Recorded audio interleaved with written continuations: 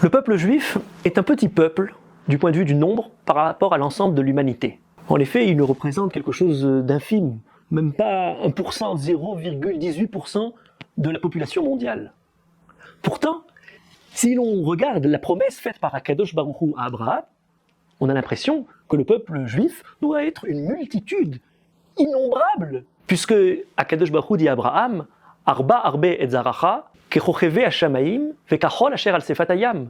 Je multiplierai ta descendance comme les étoiles du ciel et comme le sable qui est au bord des mers. Comment se fait-il que le peuple juif n'ait pas atteint cette multitude promise par Akadosh Baruch Hu à Abraham?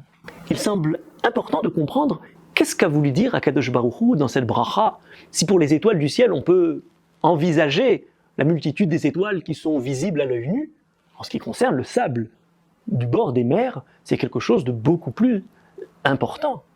Le Rav Yosef Messas, qui était grand rabbin à Tlemcen, ensuite à Meknes et grand rabbin de Haïfa au XXe siècle, dans son livre Nachalat Avot, sur les Pirkei Avot, pose la question, en s'étonnant, ça ne semble pas être une bracha d'être aussi nombreux que le sable qu'au bord des mers. Au contraire, c'est quelque chose d'effrayant. Est-ce qu'on aurait envie de vivre dans un globe peuplé par autant d'habitants et de peuples juifs si nombreux? Si on prend 200 000 kilomètres de rivages marins et, mettons, un quart fait de sable, à condition qu'on mesure 20 mètres de bord de plage, 5 mètres de profondeur, 1 millimètre cube par grain de sable, les scientifiques ont fait le calcul, on arrive à 7,5 trillions de grains de sable. 7,5 fois 10 à la puissance 18. Un chiffre pareil semble effrayant. On n'est plus du tout dans la beracha, on n'est plus du tout dans une abondance bénéfique, on est dans quelque chose presque cauchemardesque, d'une population effrayante, surpopulation, explosion démographique. Comment comprendre cette bénédiction, cette promesse faite à Abraham? Le Rav Yosef Messas répond de la façon suivante. Il ne fallait pas comprendre le sable qui est sur le bord des mers dans son extension horizontale à la surface du globe.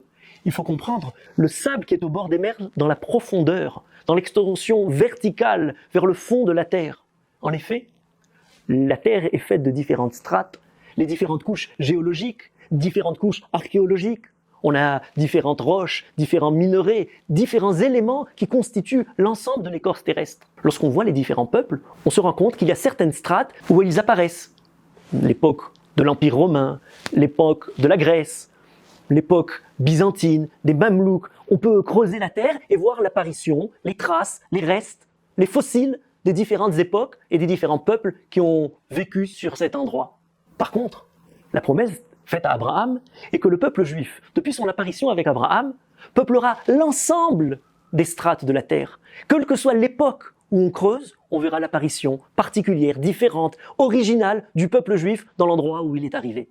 Cette image du peuple juif comme étant la roche même, le sable même, le terreau même sur lequel évolue, progresse l'eau, le rivage, les différents liquides qui s'écoulent, nous permet de proposer une suite à l'explication du Rav Messas, qui suivrait les théories de la percolation, selon lesquelles on a au niveau géologique l'eau ou n'importe quel fluide qui évolue dans un élément poreux et qui porte avec lui différents éléments.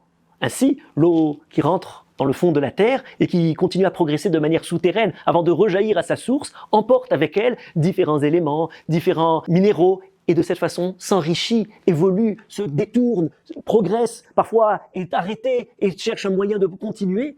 De cette façon, on étudie parfois l'évolution des épidémies dans une population humaine, l'évolution des informations dans la toile de l'Internet, la façon de percoler des sentiments à l'intérieur de l'âme humaine, ou la percolation des idées dans les différentes strates de la pensée qui portent en elles différents éléments et qui arrivent à rejaillir et bonifier l'idée première de l'ensemble des différentes strates intellectuelles qu'elle a touchées. Eh bien, il semble que cette image du peuple juif comme le terreau créé par Akadosh Baruch Hu, dans lequel s'écoule et percole la Torah, qui est toujours symbolisée par l'eau, peut être pour nous féconde pour comprendre la façon dont la Torah évolue à l'intérieur des différentes strates du peuple juif. Parfois, il y a des sables plus meubles, plus perméables à l'eau. Parfois, il y a des roches plus hermétiques. Parfois, la Torah se détourne. Parfois, la Torah emporte à travers elle différents éléments bonifiants différents hidushim, nouveautés d'explication que les différents juifs, les différents siècles, les différentes pensées de nos maîtres ajoutent à la Torah, qui permet de continuer de progresser à travers le peuple juif pour rejaillir finalement, bonifier de l'ensemble de toutes les différentes terres, Kechol Asher al Sefatayam, afin d'apporter une petite goutte à l'immensité de la mer pour le bien du Ham Israël et de l'ensemble de l'humanité.